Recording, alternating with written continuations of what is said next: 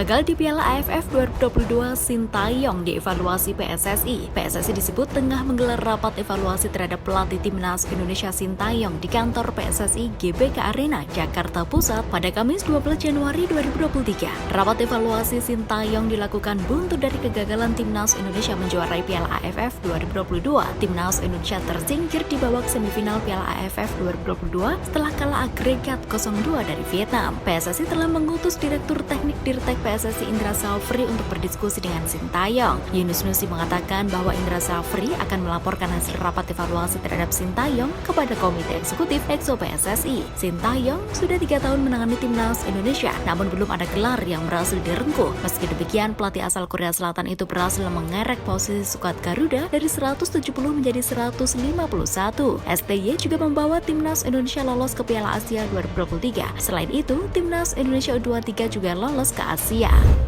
PSSI resmi hapus degradasi BRI Liga 1. PSSI secara resmi telah memutuskan untuk menghapus degradasi di BRI Liga 1 2022-2023 dan tidak melanjutkan Liga 2 2022-2023. Kebijakan untuk meniadakan degradasi di BRI Liga 1 dan penyetopan Liga 2 buah hasil dari rapat Komite Eksekutif EXO PSSI di kantor PSSI GBK Arena, Jakarta Pusat pada Kamis 12 Januari 2023. Dengan demikian, kompetisi Liga 2 2022-2023 yang baru berjalan di babak penyisihan grup tidak lagi dilanjutkan. Praktis juga tidak ada tim yang akan promosi maupun degradasi di musim ini. Yunus Nusi juga membawa tim transformasi sepak bola Indonesia sebagai dasar membatalkan Liga 2 musim ini.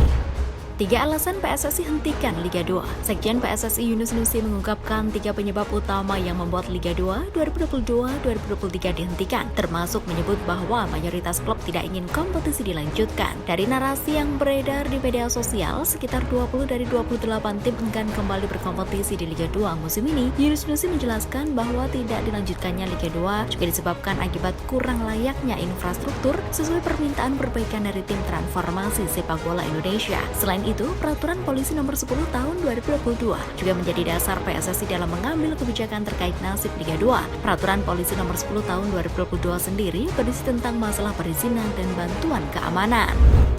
Pintu Stadion Jatidiri tertutup. Pemprov Jateng tolak permohonan Arema. Keinginan manajemen Arema FC untuk menggunakan Stadion Jatidiri di Kota Semarang sebagai markasnya pada putaran kedua kompetisi BRI Liga 1 2022-2023 akhirnya resmi ditolak. Dinas Kepemudaan, Olahraga dan Pariwisata Disporapar Jawa Tengah telah memastikan bahwa pihaknya tidak akan mengabulkan permohonan Arema FC menggunakan Stadion Jatidiri. Sebelumnya, kelompok supporter pendukung PSIS Semarang, Panzer Biru, memang telah lebih dulu menyampaikan aspirasinya berkaitan dengan penolakan tersebut. Penolakan ini disebut sebagai bentuk solidaritas terhadap korban tragedi Kanjuruhan yang sampai saat ini belum mendapatkan keadilan. Pelaksana harian PLH Kepala Disporapar Jawa Tengah Purwanto menyebut bahwa keputusan ini diambil dengan mempertimbangkan berbagai masukan terutamanya dari pihak supporter. Dia mengatakan elemen supporter yang berada di Semarang memang mendesak Disporapar Jateng untuk menolak permohonan Arema FC yang ingin mengungsi di Stadion Jatidiri. Tambah daya dobrak, Persik boyong Miftahul Hamdi. Persik Kediri terus belanja pemain di jendela transfer kedua BRI Liga 1 2022-2023. Untuk menambah daya dobrak lini depan, Persik mendatangkan Miftahul Hamdi. Sebelumnya, manajemen Macan Putih telah mengikat kontrak 2 pemain bernaluri menyerang, yakni Benny Octavianto dan striker asing asal Portugal Flavio Silva. Di putaran pertama lalu, pemain asal PD Aceh ini bermain di PSS Sleman dengan total 7 kali turun lapangan. Untuk putaran kedua nanti, Persik total telah mengontrak 3 pemain baru. Selain 3 pemain serang itu, Persik Kediri juga memboyong Mahir Raja Satya Jamaudin serta 2 eks Persija Hamrahi Hanusa dan Rangga Widiansyah.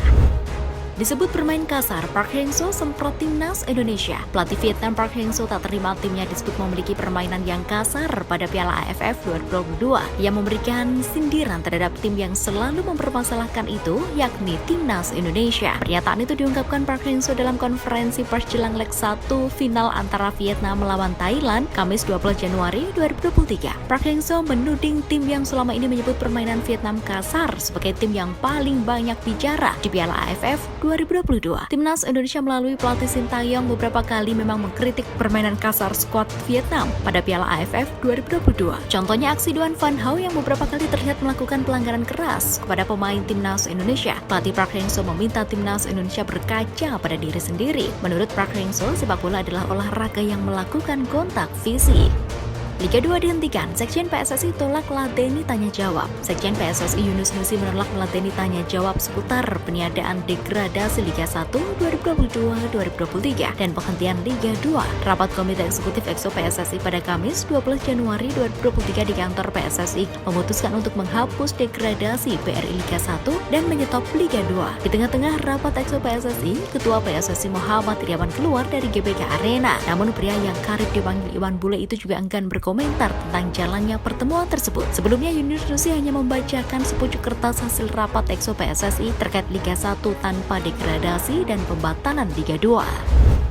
GBLA dan Sijalak Harupat dipersiapkan untuk Piala Dunia U20. Stadion Wibawa Mukti Cikarang, Kabupaten Bekasi rencananya akan menjadi tempat laga kandang Persib Bandung pada sisa laga kompetisi BRI Liga 1 2022-2023. Rencana itu lantaran Persib Bandung sudah tidak bisa menggunakan Stadion GBLA karena sedang disiapkan sebagai lapangan pendamping gelaran Piala Dunia U20 2023. Begitu pula Stadion Sijalak Harupat Kabupaten Bandung, stadion milik pemerintah Kabupaten Bandung itu akan dipersiapkan sebagai tempat pertandingan Piala Dunia U20 2023. Untuk laga-laga kandang selanjutnya, selain Wibawa Mukti, kemungkinan pertandingan bisa digelar di Stadion Pakansari, Kabupaten Bogor.